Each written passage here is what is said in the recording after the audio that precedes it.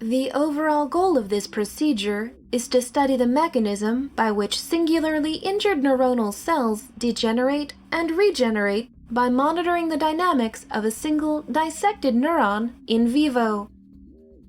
This is accomplished by first labeling a subset of inferior olivary neurons and their axonal elongation through anterograde tracing. The second step is to perform a cranial window on the cerebellar cortex to monitor repeatedly the climbing fibers at arbitrary time points under a cranial window. Next, image and dissect single axonal branches by laser axotomy in vivo.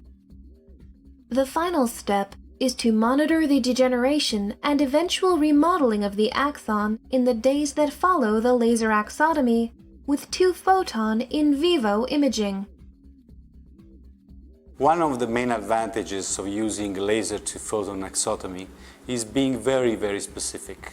You can ablate even a single spine, while with a massive damage, at that point you are not able to ablate precise region. Furthermore, in this case, with in vivo imaging, you can study the dynamics, which is not possible with a static view.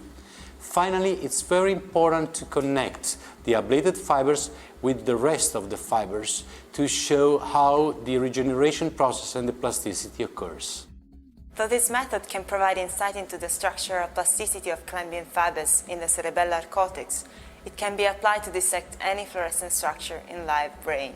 Laser irradiation indeed has been previously targeted to the disruption of single cell bodies, axon, dendritic branches, or even single spines of pyramidal neurons in the cortex of Taiwan GFPM mice.